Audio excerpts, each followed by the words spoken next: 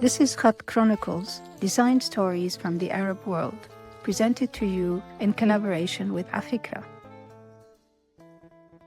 My name is Huda Smitshuijzen AbiFarès, and I have with me today Golnaz Fathi. Golnaz is a contemporary artist known for her work in the Hurufiyya tradition, where she mixes gestural abstract painting with Arabic and Persian calligraphy and writing.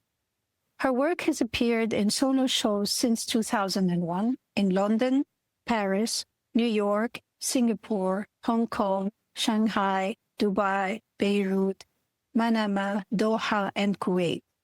Her work is included in the collections of the Metropolitan Museum in New York, the Asian Civilizations Museum in Singapore, Brighton and Hove Museum in England, the British Museum in London, Carnegie Mellon University in Doha in Qatar, Museum of Islamic Art in Malaysia, Davy Art Foundation in New Delhi, India, Denver Art Museum in USA, World Bank in Washington, D.C., and the Farjam Foundation in Dubai.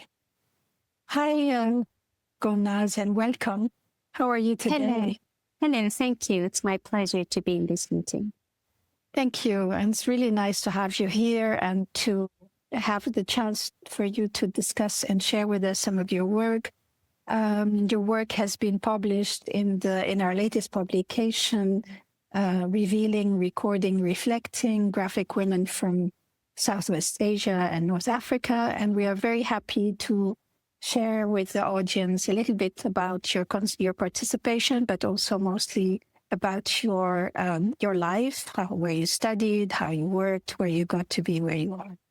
So let me start by asking you the first question. When, why, and how did you become a visual artist, and where did you study? I've studied in Tehran, and at the age of 18, when I got finished in school, I knew I wanted to become a painter. But to be honest, I knew that academic studies cannot help you much for pure arts, at least where I was living in Iran. I thought I'm going to go and learn something else that would add something to me, but it's not something that would block my creation for my paintings. So I studied graphic design. At the same time, I was studying at the Calligraphy institution in Iran for 6 years. So I succeeded to be professional in 3 kinds of writing, which is the method of this institution. It acts like university, actually. But you are free to have no deadline for finishing it because it's so hard to get the final degree. So there are people who come in 10 years, 12 years, 15 years, but they haven't succeeded to get the final degree. I was so much in love with writing, with the forms, with the movement of the alphabets, that I used to work 8 hours a day.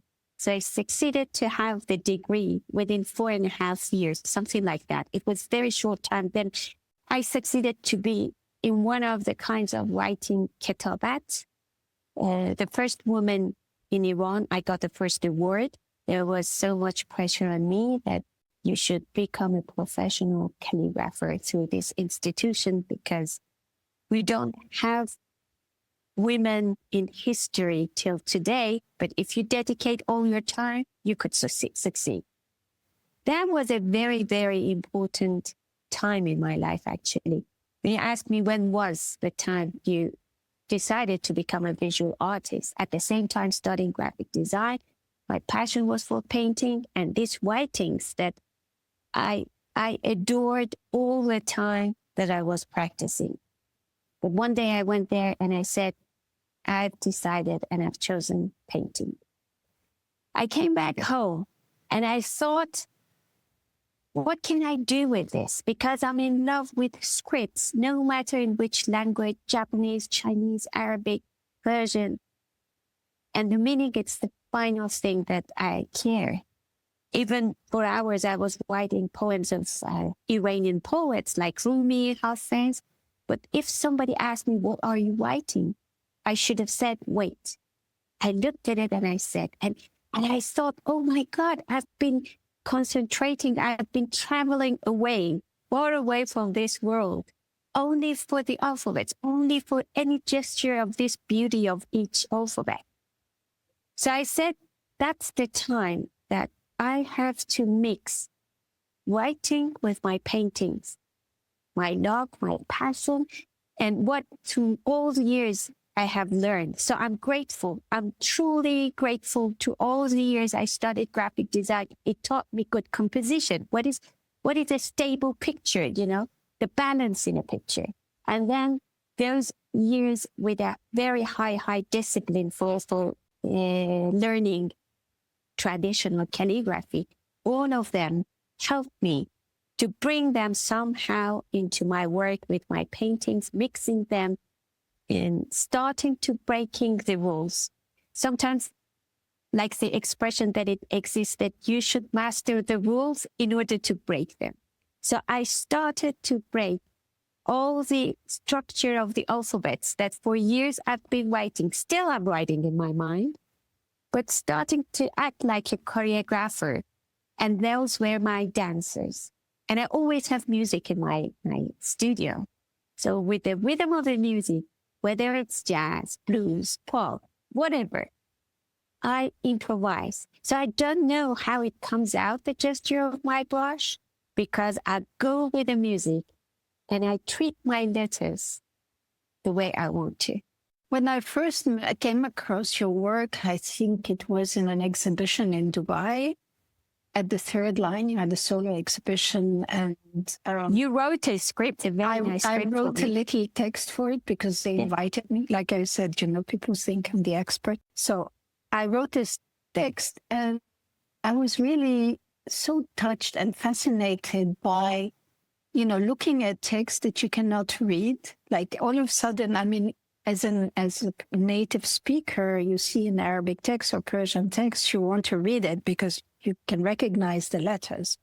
But this was more like the essence of the letter. So it was not about language. It was not for one specific language, which I found really fascinating at the time. I still find fascinating because it's like you said, you capture the rhythm, the soul of the script, but it's not about the words. It's about something like that you cannot, beyond words, that you express with feelings, with emotions. This is a very important issue you mentioned. Can I add? I'm sorry. Yes, please. Because I remember in one of my exhibitions, of course, in the beginning of my career as a painter, it wasn't easy to have the pure abstraction. Still, you could read something. This is not easy that today you decide, okay, I'm going to do the unwritten things. Yeah. So it took me years, little by little, but I never forget the reaction I think it was in my first solo show, the reaction of the audience, which helped me a lot. They came and they said, it's difficult to read. What have you written? So I was young. I was 24 years old. So I said, this is one of the Hafez poems. And when I told them the poem, they were touched. They were truly touched. That wasn't my award, That was something negative for me because I thought the painting became more interesting for them when they got the meaning of the words. Meaning is very, very powerful. I want the audience to be touched by my work purely because of the work itself, not because when it's translated or when they find out about the word, first, and second, to take out all these boundaries that are better with it. You are from Middle East. You are from Iran. What language you speak? What is it? Oh, you are in sanctions. How can you paint? So I'm just simply a human being. I am just a human being. And the mission of art is to take boundaries and make cultural bridges. And art is for everyone. I'm not doing this only for Iranians. I'm not doing this for the Middle Eastern. I'm doing for anyone who likes the work, anyone who makes connection with the work. That's why I created a language that nobody understands. I don't need that. This is why maybe somehow it's some kind of an interaction that I tell to my viewer, come, translate it whatever you want to. Today you are happy, translate in the best things you want to do. The other day you're sad, these words have sympathy with you. Look at it every day with a new vision and use your imagination.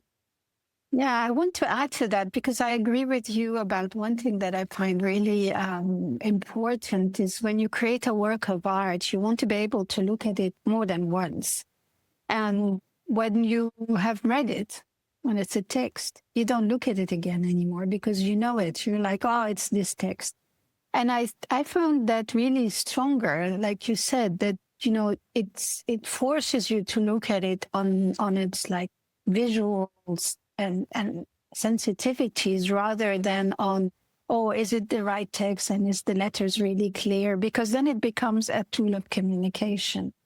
And, you know, I think what I think is remarkable for you as a person who's, you know, has an ijaza and has a degree in calligraphy and has done what, like you said, there's not many women calligraphers. So that's already, you've gone through that challenge, but that's also a very strict training that you've been able to cross that boundary and like push it and combine, you know, the structure of and rigid, you know, discipline of calligraphy with the superstructure of design and then the freedom of painting, which are like three contradicting things.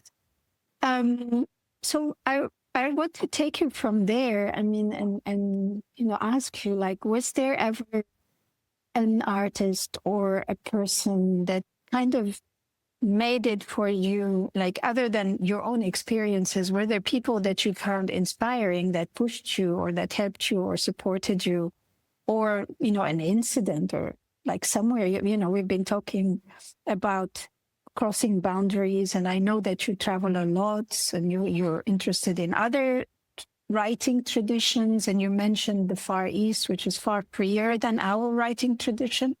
So maybe you can talk a little bit about these like cross boundaries, cross cultures experiences. Yes, bad or good, I don't know. I didn't have anybody who supported me. In this journey, I have always been alone, very alone. and I'm used to it, you know. I'm used to it, but and sometimes I say maybe it was good that it ended up to here. I don't know. But in another way, I am one of those burnt generations in Iran. I have seen war, and then the years after war, the timing that I told you, I wanted to become an artist, I wanted to become a painter, was the time that we didn't have any books here, no connections. In the whole Tehran, we had 2 galleries. Today, we have more than 200 galleries. So I'm just saying this, what time I started my activities and I started practicing to do what I wanted to do. So there were no flights because it was very hard times in Iran. We didn't have connections with the outside world. So, and people didn't have money also. So rarely you could see anybody traveling outside. Those who were traveling, they were leaving Iran forever. One of your solutions was begging people, can you bring me a book? So if you're lucky, they would bring you one book or a magazine, art magazine. And you don't know, I counted the days when they were back. I say all of this with a big happiness, you know. Still, I remember the pleasure that I waited, for example, 35 days to receive that art magazine, to see what's going on outside. No computer, you know, those days there were no computers, no internet, so no connection. But I was lucky. I became a friend of one of the museums in Iran with the director. The director led me to use the library, and this library was updated till 1978, till the revolution. So I was going there for about a year, every day, like an employee, 8 in the morning, staying in that library, because it wasn't for public clothes. So I was lucky. I was me among all of those books, and it opened my eyes. I recognized, I discovered maybe Antonio Tapies, which became my huge inspiration. So I have few books of it, Tapies. Those that I bought later, they don't have that much value. Those that I really, really begged friends to bring for me, I wouldn't share with anybody because I'm scared it might get lost. Still, it's precious and valuable. It's like a diamond for me. And so through books, I got my motivation. Through books, I was inspired by the great artists in the world, through abstract expressionist artists. So the first time after, I didn't have money, I was young, I was nobody. So again, it took years that when I went to America in Los Angeles, and I was in front of the painting of Motherwell, Robert Motherwell, that for years and years, I have cherished his works in the books, and I knew every gesture by my heart. But that day I was in front of it, and the energy of his brush strokes, it took my breath away. I sat down on the floor. Believe me, I couldn't stay stood up. So I sat on the floor and I asked the person to take a photo from me. Nobody knew why, but I wanted to say in front of this huge work, I'm nothing, just a tiny person. And this is a world of passion. I wished I had a brush and a color. It gave me that much energy that I could paint at the same time. So my big teachers have been books. The artists, the great, great artists in the world, that they are generous, that through their creations, that stays forever in the history of art, always teaches students, artists, and get inspirations, and I'm grateful to them. Yeah, it's really nice story. I think I'm also like a book fetish sort of person. Yeah. I'm always, yeah. Believe me, still, we are, I think it's related. You're not a good artist if you don't read. Literature, music, film, dance, photography, all of them. They are brothers and sisters. Yeah. And we are lucky for that. We have a life that we are never bored. A good book drives me crazy. Every day I have to read. They are my best friends. Still, they are my teachers. University, I say it loud. Believe me, I didn't learn much from university, but I learned a lot, and still I'm learning from books, from writers, great writers in the world. I bent on my knee. They teach us humanity. They teach us what is the true life. Where can we find it? No university can teach us about life. No, it's always a kind of protected environment, and sometimes you could be lucky that you have one teacher who really brings all these things to you. You could be lucky to be with good students, fellow students, but sometimes it doesn't happen, and you're just, have an opportunity. I like the way you describe also, the energy of painting, and how, I read once somewhere, I can't remember, a calligrapher describing, she was a Western calligrapher, describing writing as a dance, as like a choreography. And I am listening to you and I'm thinking of, yes, when I look at your work, that's exactly what I feel. It's like a choreography. It's like music scores, or there's something I think that invites people to like dare to imagine what they are looking at instead of being fed, spoon-fed information. What was for you like one of the most meaningful projects you have worked on so far? To be honest, as a painter and as an artist, you cannot make separation. All of them should be true, should come from the heart. But there was one exhibition that it's special for me. It was a tribute to Nizar Kabbani, the great poet. And it was in a time in my life that I had a very bad depression. Those words, those poems, and the motivation to do this exhibition, it brought me back to life. That's why I say it was very important. I cried in so many parts of doing this work. I cried. I was so much excited that when I was offered this exhibition, somebody told me, "Are you ready to do a tribute to?" I went crazy because I said, maybe this it has happened on purpose in my life to bring me back to work. I was stoned for months. I was truly in bad condition. Immediately, ideas came to my mind. I remember I was in Paris. I went and I bought 3 scrolls of paper, each 10 meters. The first idea it came. I got my plane back to home, and I got those 3 scrolls with me on the plane. I was scared just in case my luggage was lost. I don't want them to be lost. Again, somebody might say, why? You don't find it? No, I couldn't find 10-meter scrolls in Tehran. So it's still, I have to bring so many materials back home. I'm used to it.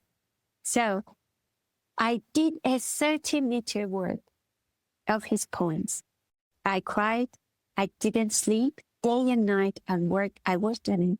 That was one of the worst. And then that work ended up in British Museum as a permanent collection. And I said, this is when the heart is true, when you truly spoke from your heart and it was heard.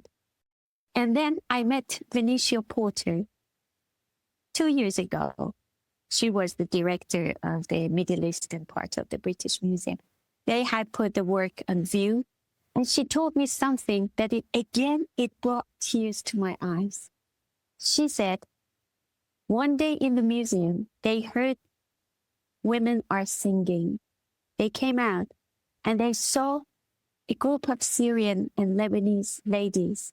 They had recognized his poems because I wanted to become a bit faithful to his poems. So exceptionally in that work, I used some Arabic scripts of his poems. So I wrote 2 lines, then I kept on my unwritten and illegible words.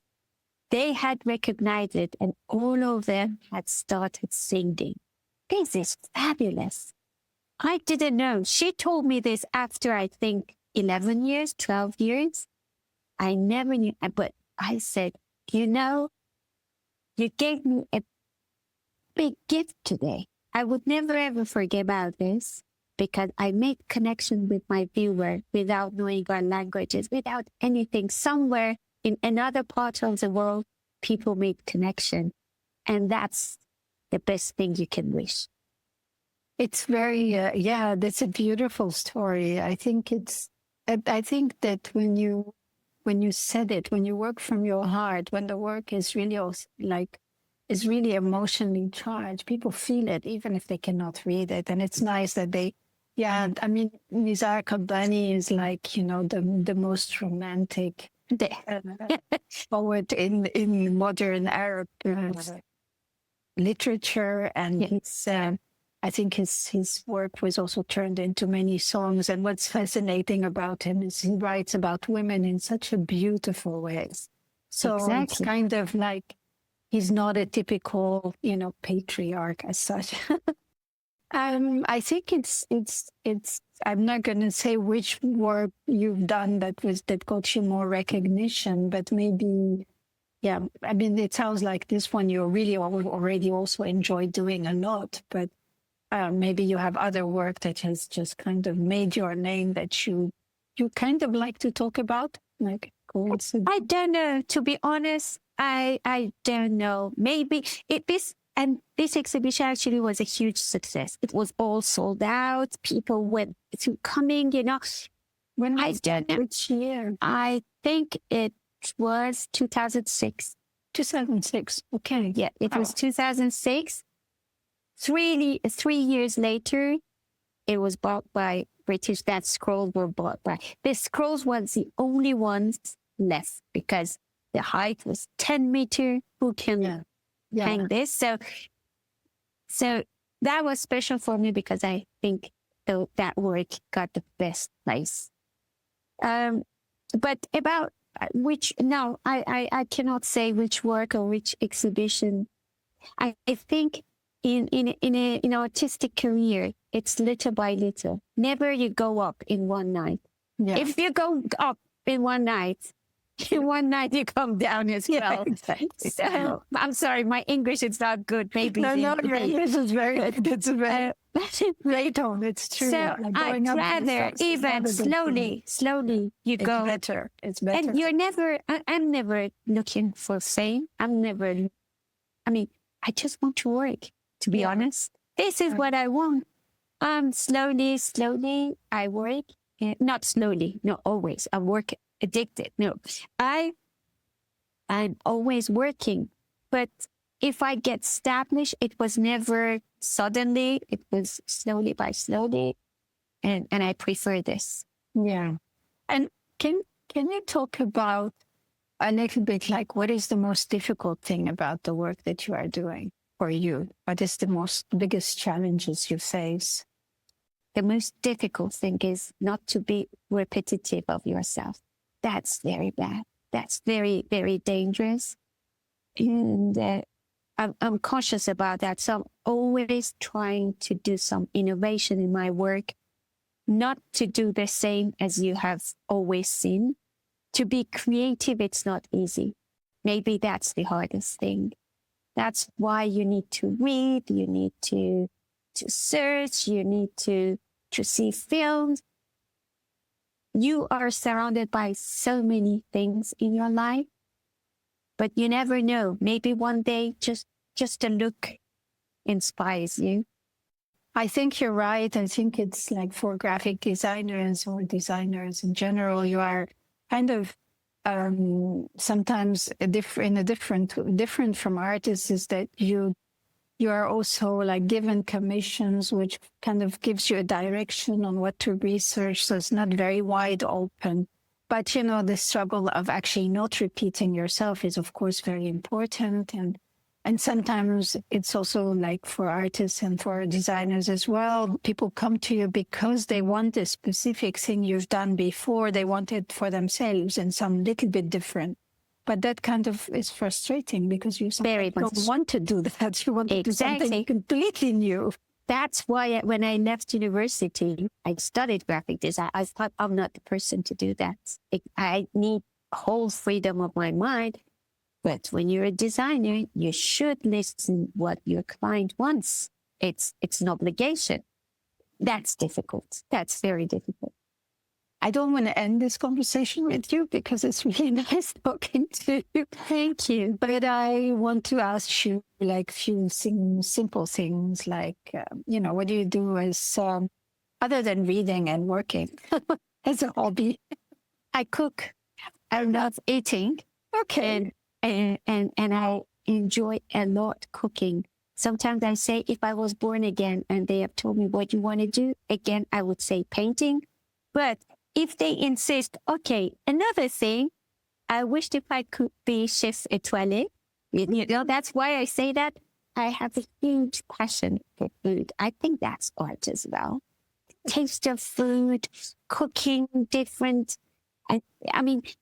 In all of my trips, one section which is important, except my work, visiting interesting people. Yes, it's experiencing different foods and bringing the spices and cook here for my friends.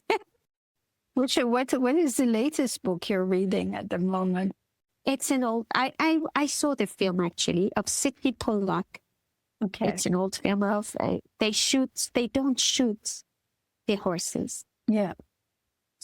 So that made me, because I loved the film, and I found out, okay, he was inspired by the book. So I read the book. I just finished it. It's not a long book. I finished it in one day, yesterday. So I finished this book and it was fabulous. My new book is James Baldwin, So I read old, new, so no limits for work. Let me tell you the translation. This is a must-read book because this is one of the books that they say before dying you should read it, and it's among the 39th book in the list of the world that you should read it. You should speak it with the mountains. This is what I translated, I don't know, but from James Baldwin. So I just started this evening. I've read it 20 pages only. But as soon as I finish one book, I start another book. Exactly. I think it's also interesting. I mean, you talk about cooking. I think you have to invite me to dinner at your place next time. By all means, by all means. I completely relate to what you're saying. When I eat food that's good, I feel so happy. When it's bad, I really get depressed from it. Never mind whether it's, like you said, it doesn't have to be expensive. It can be just, a piece of a good bread and exactly olives. And then it's like, but they have to be good olives and good bread. And then you're okay. Absolutely. Absolutely. Do you want to say any final words or that you would like to leave us with for the listeners? I would like to say how lucky we are.